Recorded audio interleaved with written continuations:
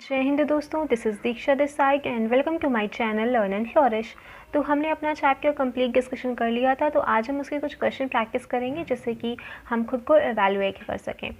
Okay, चलिए शुरू करते हैं। हमारा पहला जो क्वेश्चन है, कह रहा है we know about the Samudragupta from a long inscription inscribed on Ashokan pillar act.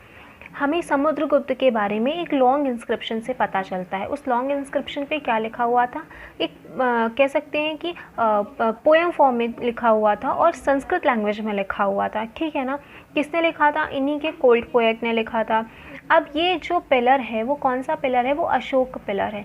ठीक है ना। अशोक पिलर पे ही इंस्क्राइब्ड है। ठीक है ना।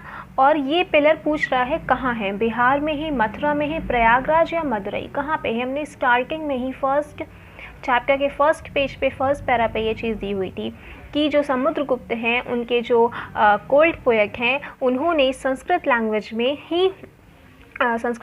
में ही जो है कि समुद्रगुप्त के बारे में और समुद्रगुप्त के इवेंट फोर फादर्स के बारे में भी सब कुछ इन डिटेल्ड जो है कि लिखा था। ठीक है ना। और वो कहाँ इंस्क्राइब्ड है? अशोकन पिलर पे इंस्क्राइब्ड है और जो कि है प्रयागराज में। So option number C is the right answer. Okay, number 2, Dash was the first ruler of Gupta dynasty to adopt the grand title of महाराजा धीराज। तो गुप्त डायनेस्टी का ऐसा कौन सा पहला रूलर था जिसने की ग्रैंड टाइटल महाराजा धीराज की ग्रैंड टाइटल अडॉप्ट की थी? वो समुद्रगुप्त था या फिर कुमारगुप्त, चंद्रगुप्त सेकेंड या फिर चंद्रगुप्त? कौन था? देखिए, बहुत से जो गुप्त डायनेस्टी के जो रूलर्स हुआ करते थे वो जो है कि बेसिकली टाइटल्स उन्होंने अडॉप्ट की थी।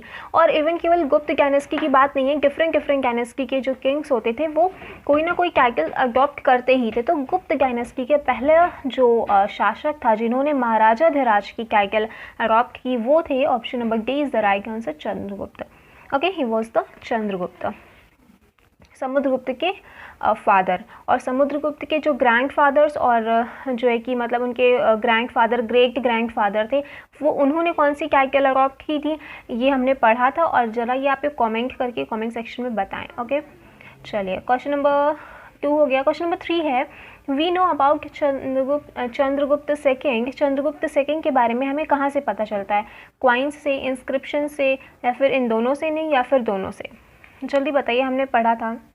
देखिए, समुद्रगुप्त के बारे में हम लोग सबसे पहले बात करते हैं। तो समुद्रगुप्त के बारे में हमें अशोक पिलर पे जो है कि इंस्क्राइब्ड था, तो उस इंस्क्रिप्शन से हमको पता चलता है जो कि इलाहाबाद या प्रयागराज में है। ठीक है ना। लेकिन अब समुद्रगुप्त के आगे की जनरेशन के सेंकिंग्स के बारे में हमें कैसे पता चलता है? और उनके जो आगे की जनरेशन की ही बात हो रही है, तो चंद्रगुप्त सेकंड के बारे में हमें कॉइन्स से भी पता चल रहा है एज वेल इंस्क्रिप्शन से भी पता चल रहा है। तो option D is the right answer, both A and B. Clear? Okay, question number 4 देखते हैं। Kalidasa and Aryabhatta was in the court of. जो कालिदास जो कि ग्रेट पोएट हुआ करते थे और उन्होंने बहुत सारे नाटक, प्लेज लिखे हैं, और साथ साथ आर्यभट्ट जो कि क्या थे? बहुत ग्रेट एस्ट्रोनॉमर थे, हमको पता है। तो ये दोनों किसके कोर्ट में हुआ करते थे? किस राजा के दरबार में थे? समुद्रगुप्त के, कुमारगुप्त, चंद्रगुप्त सेकेंड और या फिर चंद्रगुप्त? किसके दरबार में थे? जल्दी बताएं।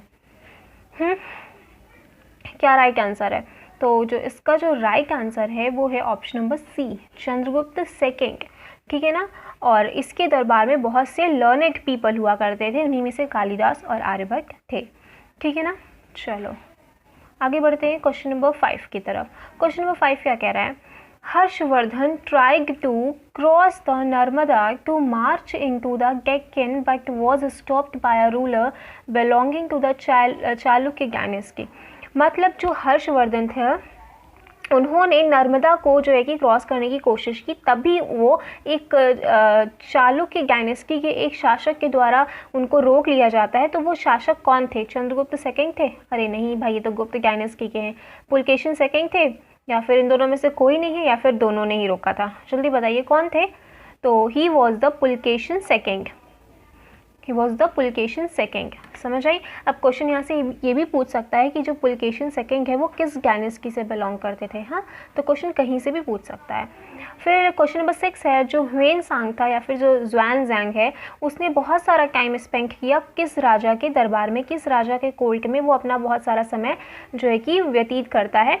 या फिर ये भी बोल सकते हैं कि जो ह्वेनसांग है वो किस राजा, किस शासक के समय में आया था, किस राजा के समय काल में आया था। तो समुद्रगुप्त के, कुमारगुप्त के, हर्षवर्धन के या चंद्रगुप्त के, जल्दी बताइए। तो मैंने आपको ये बताया था, और प्रीवियस जो इस चैप्टर का जब मैं एक्सप्लेनेशन कर रहे थे, हम लोग डिस्कशन कर रहे थे, तो उस डिस्कशन में मैंने इसकी एक ट्रिक भी बताई थी कि इसको कैसे याद रखते हैं। तो जो ह्वेनसांग है वो आया था किसके शासन में आया था, वो आया था हर्षवर्धन के शासन में। Just a minute. So option number C is the right answer. Xuanzang ने अपना बहुत सारा समय किस राजा के दरबार में बिताया, तो उसने हर्षवर्धन के दरबार में बिताया। ठीक है, option C is the right answer. चलो क्वेश्चन नंबर 7।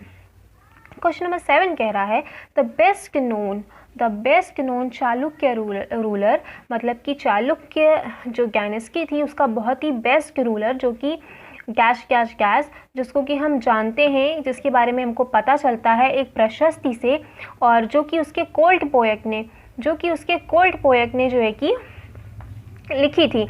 तो अब वो कौन सा जो है कि क्या बोलते हैं, वो कौन सा राजा था। मतलब यहाँ पे दो चीज़ें आपसे पूछी हैं, एक तो उस चालुक्य रूलर का नाम भी पूछा है और साथ साथ उनके कोल्ट पोएट का नाम भी पूछा है।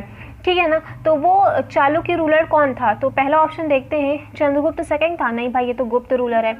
उसके बाद हम देखते हैं option number B, Pulakeshin second जो है कि वो चालुक्य रूलर था और उसका कोल्ट पोएट रविकीर्ति था। देखते हैं फिर ऑप्शन सी, क्या वो रूलर जो है कि हर्षवर्धन था और उसका कोल्ट पोएट बाणभट्ट था।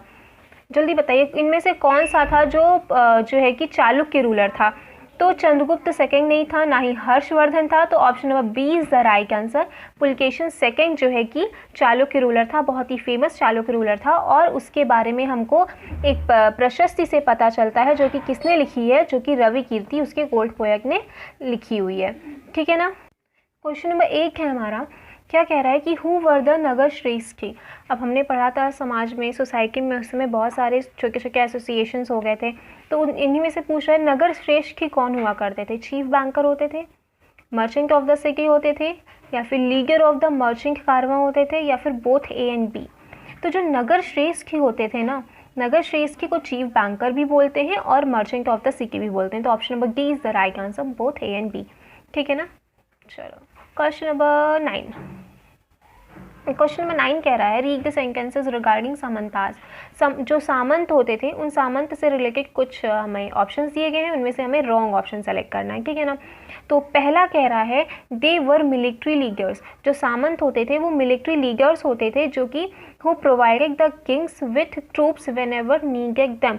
जब भी राजा को ट्रूप्स, सैन्य दल, सेना के दल की जब भी राजा को ज़रूरत पड़ती थी, तो ये जो सामंत होते थे वो राजा को सैन्य दल जो है कि प्रोवाइड कराते थे। तो ये बात सही है, ये बात एकदम सही है। ऑप्शन नंबर बी देखते हैं, दे वरेंट पेड रेगुलर सैलरीज। उनको रेगुलर सैलरीज नहीं मिलती थी, इसके बजाय उनको भूमि का टुकड़ा दिया जाता था। ये भी एकदम सही है। ऑप्शन सी कह रहा है कि when ever ruler was weak. जब भी हमारा रूलर वीक हो जाता था तो ये इंडिपेंडेंट, स्वतंत्र होने की कोशिश करते थे, अपनी खुद की किंगडम बनाने की कोशिश करते थे। ये भी एकदम सही है। जो कि ये जो पॉइंट है ये उस समय की कह सकते हैं एक कमज़ोरी थी, एक कह सकते हैं एक नेगेटिव पॉइंट बन गया था।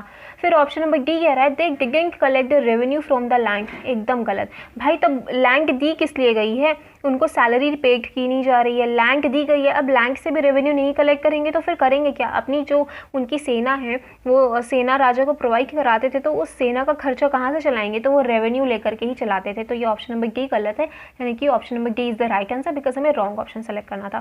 फाइन, चलिए आगे देखते हैं। जस्ट अ मिनट, थोड़ा सा क्लियर करते हैं। क्वेश्चन में can read the sentences regarding administration of the kingdom and select the wrong option. Again wrong option select करना है। जो उस समय जो राज्य का एडमिनिस्ट्रेशन कैसा होता था उससे रिलेटेड कुछ ऑप्शंस दिए गए हैं। पहला है important administrative post were now hereditary. मतलब जो इम्पोर्टेंट जो है एडमिनिस्ट्रेशन में जो बहुत सी पोस्ट हुआ करती थी, जैसे कि कौन कौन हुआ करता था, जैसे कि एक अमात्य हुआ करते थे, और कौन हुआ करता था, इनको शांति दूत करके बोलते हैं, ऐसी कोई एक पोस्ट होती थी। तो ये जो भी जितनी पोस्ट हो रही थी इम्पोर्टेंट, वो हेरिडेटरी हो रही थी, मतलब कि कोई मिनिस्टर है तो उसका बेटा भी उस पोस्ट में होगा, फिर उसका बेटा उस पोस्ट में होगा। तो is it right? Yes it is right. इसका एक एग्जाम्पल भी हमको देखने को मिलता है, ठीक है ना। किसके बारे में था वो एग्जाम्पल, जरा कमेंट करके मुझे बताएं। फिर सेलेक्ट क्या है option number second, sometimes one person had many officers. मतलब कि एक पर्सन, मान लो एक पर्सन कुछ एक इम्पॉर्टेंट पोस्ट पे है, तो उसी पर्सन को दूसरी इम्पॉर्टेंट पोस्ट भी दी जाती थी। तो ऐसा होता था? हाँ, ऐसा बिल्कुल होता था, मतलब एक पर्सन एक से ज़्यादा पोस्ट पे था। उसके बाद ऑप्शन नंबर सी कह रहा है, besides important man probably had a से इन लोकल एडमिनिस्ट्रेशन। बिसाइड्स इम्पॉर्टेंट जो मैन होते थे वो मैन प्रोबेबली हैड अ से इन लोकल एडमिनिस्ट्रेशन। उनका मतलब कि लोकल एडमिनिस्ट्रेशन में जो है कि पार्ट होता था, दे वर द इम्पॉर्टेंट, कह सकते हैं इम्पॉर्टेंट पार्ट होते थे उसका। तो ये सही है कि नहीं? हाँ बिल्कुल सही है। फिर कह रहा है कि इसमें से हमें रॉन्ग ऑप्शन सेलेक्ट करना था, है ना, रॉन्ग ऑप्शन सेलेक्ट करना था। तो भाई इसमें से तो सारे ऑप्शन सही हैं, तो कोई भी गलत नहीं, तो option D is the right answer, none of the above. इस तरह का क्वेश्चन भी पूछा जाता है, इस तरह के ऑप्शन भी आते हैं, तो फिर आपको कंफ्यूज नहीं हो जाना है। अब ये नहीं सोचना है यार इसमें तो हमें रॉन्ग ऑप्शन सेलेक्ट करना है, तो कोई ना कोई तो रॉन्ग होना ही चाहिए। बिल्कुल नहीं भाई, नीचे इसीलिए लास्ट में ये ऑप्शन दिया गया है नन ऑफ द अबव, कि भाई सारे सही हैं, कोई गलत नहीं है, तो टिक करना है नन ऑफ द अबव पे, ठीक है ना। तो ये कुछ क्वेश्चंस हो गए जो कि मैंने फॉर्म किए थे। बुक में एक ट्रू फॉल्स है, उसको हम कर लेते हैं। देखो प्रीवियस 2 चैप्टर्स में मैंने बुक का नहीं किया था, बिकॉज जो बुक वाले क्वेश्चन थे ना, वो मैंने खुद वाले क्वेश्चन में ही मेंशन कर लिए थे, कहीं ना कहीं मतलब वो क्वेश्चंस आ रहे थे मेरे क्वेश्चंस में, इसी वजह से उसको अलग से नहीं देखा था। अभी एक छोटी सी ट्रू फॉल्स की एक्सरसाइज है, उसको देख लेते हैं। तो देखिए ये एक्सरसाइज है, उसका ट्रू फॉल्स है। तो पहला वाला कह रहा है, हरिशेन कंपोज क्या प्रशस्ति। हरिशेन ने एक प्रशस्ति कंपोज की थी, किसके प्रेज में? गौतमी पुत्र शतकर्णी के प्रेज में। Is it correct? बिल्कुल भी नहीं, गौतमी पुत्र शतकर्णी के लिए हरिशेन ने नहीं की थी। ओके चलिए, तो ये गलत हो गया। Option number question number second है, बी ऑप्शन है, जो भी कह लें, जस्ट अ मिनट। हाँ, बी पॉइंट है कि जो आर्यवर्त के रूलर हुआ करते थे वो राजा के लिए ट्रिब्यूट खिलाते थे। कौन से राजा के लिए? समुद्रगुप्त के लिए ट्रिब्यूट खिलाते थे। तो हमने पढ़ा था ना कि 4 फॉर्म, समुद्रगुप्त के एडमिनिस्ट्रेशन की 4 फॉर्म पढ़ी थी, अलग अलग एरिया के किंग्स के बारे में, अलग अलग उनके तरीके थे, अलग अलग उन सबके लिए रूल्स थे। तो पूछना, जो आर्यवर्त वाले जो रूलर्स होते थे वो समुद्रगुप्त के लिए ट्रिब्यूट खिलाते थे? लाते थे? नहीं लाते थे। कौन लाता था ट्रिब्यूट? जो इधर ईस्ट वाला एरिया था और ये जो उधर थोड़ा नॉर्थ वेस्ट वाला एरिया था, ठीक है ना, वो लाते थे ट्रिब्यूट। चलो सी देखते हैं क्या कह रहा है, कि there were 12 rulers in Dakshinapatha. Dakshinapatha में 12 रूलर्स होते थे, जो दक्षिणापथ के जो रूलर्स थे वो 12 रूलर्स थे। तो ये एकदम सही है, ये हमने पढ़ा था। चलो आगे क्या कह रहा है, Takshashila and Madurai were important centres under the control of Gupta rulers. Gupta rulers में जब गुप्त लोगों का जो ये रूल हुआ करता था, तो तक्षशिला और मदुरई क्या इंपॉर्टेंट सेंटर हुआ करते थे? नहीं, Takshashila and Madurai important centre नहीं हुआ करते थे। कौन इंपॉर्टेंट सेंटर हुआ करता था उस समय? इलाहाबाद यानी कि प्रयागराज, और उज्जैन और एक और सिटी था जो इम्पोर्टेंट सेंटर था। जस्ट मिनट, हम देखते हैं। वो था शायद, देखो यहाँ पे लिखा हुआ है, ये प्रयागराज या फिर इलाहाबाद, उज्जैन एंड पाटलिपुत्र। हाँ, उज्जैन एंड पाटलिपुत्र इतने जो थे वो इम्पोर्टेंट सिटी थे, कब? गुप्ता रूलर्स के। समझ आई? नेक्स्ट यहाँ पे एक चीज़ और देख लो, आगे का जो क्वेश्चन आएगा यहीं से आएगा। ये पल्लव है ना, पल्लव का, अब देखो बातें हम सुन भी रहे हैं कि पल्लव का कौन सी कैपिटल थी, लेकिन साथ साथ जब देखते हैं ना मैप पे, यानी कि हम अपनी आइज़ का भी यूज़ कर रहे हैं, अपने ईयर का भी यूज़ कर रहे हैं, मतलब दोनों सेंसेस यूज़ हो रहे हैं। तो जो इन्फॉर्मेशन है ना, ज़्यादा अच्छे से, मतलब ज़्यादा दिनों तक रहेगी, ज़्यादा अच्छे से हमें समझ आएगी और एब्जॉर्व होगी। तो पल्लवास देख रहे हैं ना यहाँ पे, लेट मी जूम और जूम, ये देखिए पल्लवास। तो पल्लवास की जो कैपिटल है साथ में कौन सी है? ये कांचीपुरम है। पल्लवास किधर है? आप ये देख रहे हैं, ये साउथ वाले जो है कि ये इधर ईस्ट वाले कोस्ट पे हैं, और ये चालुक्यास किधर है? इधर वेस्ट वाले कोस्ट पे हैं, और चालुक्यास की कैपिटल क्या है? अहिहोल है, ठीक है, अहिहोल है। समझ आई? तो मैप से चीज़ें बहुत ध्यान रहती हैं। चलते हैं अपने ट्रू फॉल्स की तरफ। तो देखो बोला था ना नेक्स्ट क्वेश्चन है इसी का, Aihole was the capital of Pallavas. जल्दी से गलत करो। ऐहोल पल्लवास की थी? नहीं, चालुक्यास की थी, अभी पढ़ा मैंने। इधर पल्लवास हैं और इनकी कैपिटल कांचीपुरम है। इधर कौन है? चालुक्यास है, इनकी कैपिटल ऐहोल है। ठीक है ना। चलो, last but not the least, local assemblies function. अभी हमने पढ़ा कुछ लोकल असेंबलीज होती थी, वो जो है कि सेवरल सेंचुरीज तक साउथ इंडिया में चली। तो एकदम सही बात है, मेंशन किया गया है हिस्ट्री एनसीईआरटी में, पीछे ये पूरी लाइन ये मेंशन की गई है। ये जो लोकल एडमिनिस्ट्रेशन था, ये असेंबलीज़ थी, सॉरी लोकल असेंबलीज़ थी, ये काफ़ी सेंचुरीज़ तक चली। तो ये कुछ हमारे इंपॉर्टेंट क्वेश्चंस थे, साथ में हमने बुक का भी ट्रू फॉल्स कर लिया। So I think it was great. And अगर आपको ये वीडियो अच्छा लगा हो then please hit the like button, do subscribe to my channel and share जितना शेयर कर सकते हैं करिए, मुझे भी अच्छा लगेगा एंड आपको भी, बिकॉज शेयरिंग इज़ केयरिंग। जय हिंद।